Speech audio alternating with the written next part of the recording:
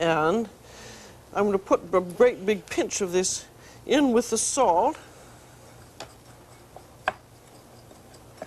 and then rub the salt all through the goose.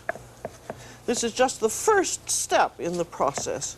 There are four steps to preserve goose altogether. There is the salting, and then you have rendering and cooking and putting down. So get that all rubbed into every piece of goose. And then you want to weight it down. And I have some that's already done here. This has been weighted down for about a day, and as you can see, there's some, it exudes some liquid. It produces its own brine. I don't know if you can see that it does make a little bit of difference after it is sat in its salt, but this is just a short marinade.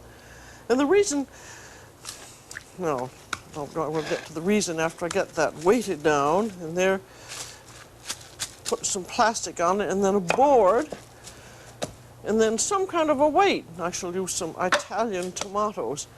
And then you let it sit like that for 24 hours. And the reason that you do the salting of it is very much like doing corned beef, because then, just before you cook it, you wipe off each piece off with paper towels to get all the salt off.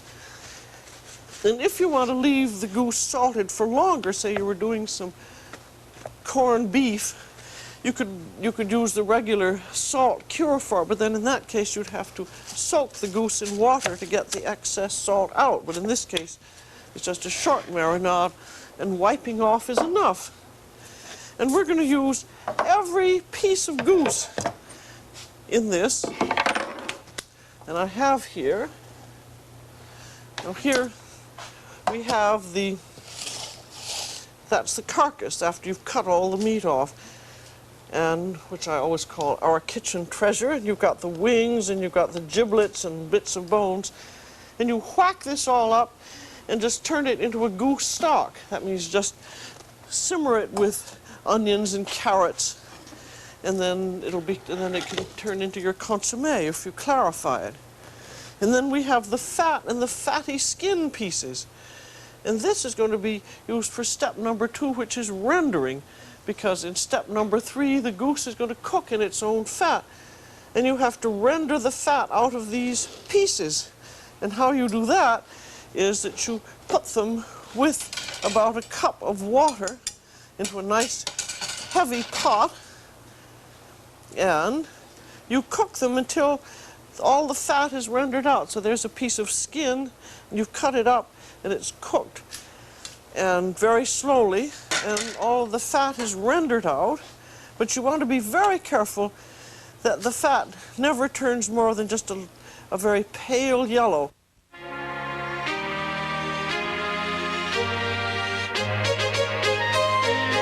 Pepcid AC Acid Controller. You can be heartburn-free with new Pepcid AC. Hey, you okay? It's 3 o'clock. I can't believe this heartburn. You and your let's... Through John Ash. We just wanted to clear that up. He'll show you the secrets of healthy cooking and be your guide to good nutrition. If your stomach finds inner peace, the rest of your body will follow. Have fun with it. Just try it. Cooking right. Every night at 7:30 on the TV Food Network. Make it your mantra. And then we have step number 3, and you've got all of this fat, and you cook the goose in it. And here I have some in which the goose has been cooking, and again, the fat should never turn more than a very pale yellow. And you want to be sure that the fat covers the goose pieces, and if by any chance you do not have enough goose fat, you use rendered pork fat, which actually is called lard, but it's done in exactly the same way as the fatty goose pieces. This is a very ancient system, the rendering of fat, and so it's a very natural, historic way of cooking things. And this will take about an hour and a half to cook.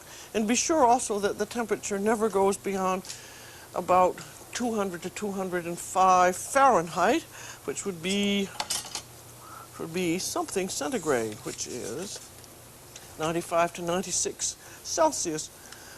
And then I want to see how it is when it's cooked. You notice the fat is not browned, and it's not supposed to. And although it looks as you think, oh my, all that fat, actually you have, because the skin renders its fat out and the goose meat is lean, you actually have less fat than you would ordinarily in a braise or a roast. And there's your meat when it's done. Now this was an 11-pound goose, and for making a cassoulet, because there's going to be other meat in it, you only need about half of it. And supposing you decided, well, I'll keep the other half for 3 or 4 months.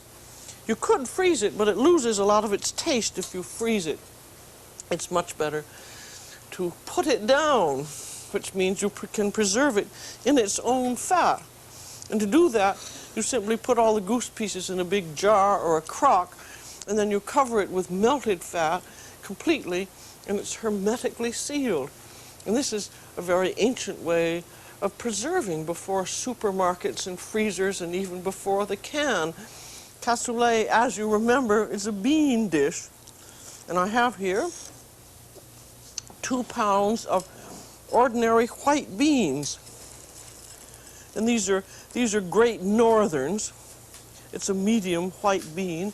And you just cook them as the package directions. I'm just going to give you the highlight of the cassoulet, because I thought the most interesting and unusual part was the confit of the preserving. And these have been soaked as usual and then simmered for an hour and a half with a bay leaf and some salt pork and nicely flavored up, and they're ready to go now into the cassoulet. So I have the rest of the ingredients. We have some sausages. You can make your own sausages. This is a big store-bought kielbasi. And I have some braised lamb. I have about 1.5 pounds of sausage there. And I have 3 pounds of lamb shoulder that was braised. That means it was just browned and then simmered in wine and tomatoes and aromatic vegetables. And then I boned it so that I have boneless lamb stew meat there. And then I have my goose. And what I've done with the goose, I've taken it, cut it into serving pieces, and then take the skin off. And then turn the skin into cracklings. In other words, what I'm doing is a much less fatty cassoulet than usual, and I'm giving you proportions in units of 10 to 12, and you can just multiply them depending on how many people you have. So I have 2 pounds of beans and as much goose as I'm going to use. It's about half of a goose, and about 3 pounds of lamb and about 1.5 pounds of sausages, and I have my little cracklings. And then all it is from now on is a matter of assembly. And I have here a 5 to 6 quart casserole, and you want to put a layer of beans in the bottom. I'm tilting it up a little bit so you can see how it is.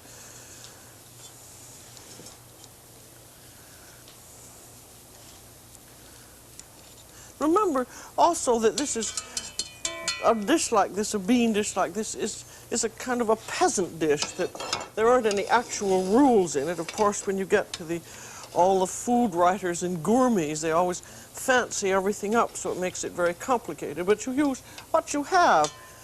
And you can say with your lamb stew, you can have a lamb stew that you've had several days before, so that you don't have to make everything at once. There's some lamb going in. And now here's some pieces of goose. There's a piece of skin, which I'm not going to use. And the proportions don't make a great deal of difference. That's one of the nice things about some of these dishes. And now here's sausage that goes in. If you could have homemade or store-bought sausage cakes, which would be nice. And one thing that you can judge, if you're going to have, say, 10 people, you should have 1 or 2 pieces of everything in. And now, I have, and my goose cracklings are going on top of there. You don't have to use goose cracklings if you don't want, and you can use roast pork instead of lamb, or you could use turkey. You could use almost anything because that's what people did down on the farm. And be sure that your beans are very nicely flavored. There's more goose going in. There's more lamb going in. And now here's some more sausage.